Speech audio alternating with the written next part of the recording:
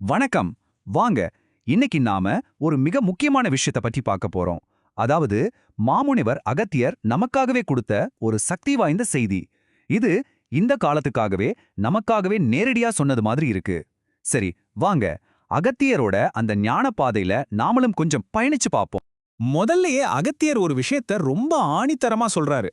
நம்ம எல்லாருடைய துன்பத்துக்கும் காரணம் கடவுளோ இல்ல சித்தர்களோ கிடையாதான். மனுஷனாகிய நாம தான் நம்மளோட துயரங்களுக்கு முழு காரணம் சொல்றாரு. கொஞ்சம் யோசிச்சு பார்த்தா இது எவ்ளோ பெரிய உண்மைன்னு புரியும். அகத்தியர் என்ன சொல்ல வராருன்னா, இப்போதைய மனித இயல்பு அதோட உண்மையான மேன்மையை இழந்து ரொம்ப கீழான நிலைக்கு போயிடுச்சு. இதிலிருந்து நாம மீண்டு வரணும்னா ஒரே வழிதான் இருக்கு. அந்த இறைவனோட சக்திய, அதாவது நல்ல குணங்களை நாம கெட்டியா புடிச்சுக்கணும். அப்போதான் ஒரு உன்னதமான வாழ்க்கையை வாழ முடியும். இத படிக்கும்போதே அந்த மாமுனிவரோட ஆதங்கம் நமக்கு நல்லாவே புரியுது இல்லையா? மனுஷங்க பொறக்கறாங்க, கல்யாணம் பண்ணிக்கிறாங்க, சுயநலமா வாழ்றாங்க. ஆனா வாழ்நாள் முழுக்க இறைவன்னா யாருன்னே தேடாம அப்படியே செத்து போறாங்களே, இது ஒரு வாழ்க்கையான்னு அவர் வருத்தப்படுறாரு. இப்ப நாம பண்ற வழிபாட்டு முறைகள் எப்படி இருக்குன்னு பாருங்க. அகத்தியர் இதை ரொம்ப அழகா சுட்டிக்காட்டுறார். நம்மளோட வேண்டுதல்கள் எல்லாமே எப்படி இருக்கு? எனக்கு பணம் கொடு, என் குடும்பத்தை காப்பாத்து, இப்படி உலக விஷயங்களுக்காகத்தான் நாம வேண்டிக்கிறோமே தவிர, இறைவா உன்னை நான் எப்படி பார்க்கிறதுன்னு எத்தனை பேர் உண்மையா தேடுறோம்? இது ரொம்ப தெளிவான, நேரடியான ஒரு செய்தி.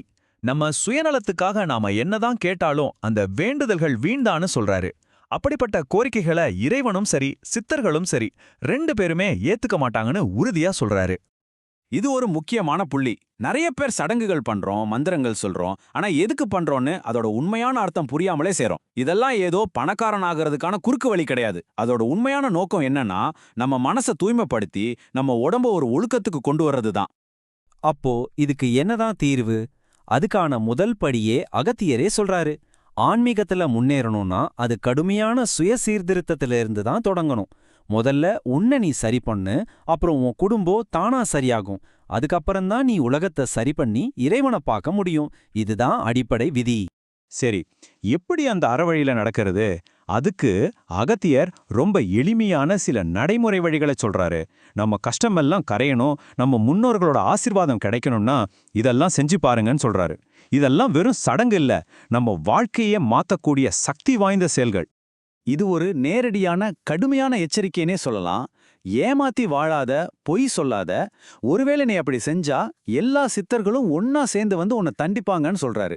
குறிப்பா இந்த காலத்துல தண்டனைங்கிறது நிச்சயம் உண்டுன்னு ரொம்ப அழுத்தமா சொல்றாரு. இப்போ நாம உணர்வோட அடுத்த நிலைகளை பத்தி கொஞ்சம் பார்க்க போறோம். மனுஷனுக்கு பகுத்தறிவுன்னு ஒரு 6வது அறிவு கொடுக்கப்பட்டிருக்கு. ஆனா நாம அதையே சரியா பயன்படுத்தாம ஒரே இடத்துல தேங்கி நிக்கிறோம். நம்ம ஆன்மீக பயணம் இந்த 6வது அறிவிலிருந்து தான் ஆரம்பிக்குது. 6வது அறிவுங்கிறது நம்மளோட பகுத்தறிவு. அது வெறும் தொடக்கம்தான். ஆனா நம்ம பயணம் அங்க முடியல. நாம அறவழியில வாழ ஆரம்பிக்கும்போது 7வது அறிவு திறக்குமா. அப்போதான் இறைவனை நமக்கு உள்ளேயே உண்மையா பார்க்க முடியும்.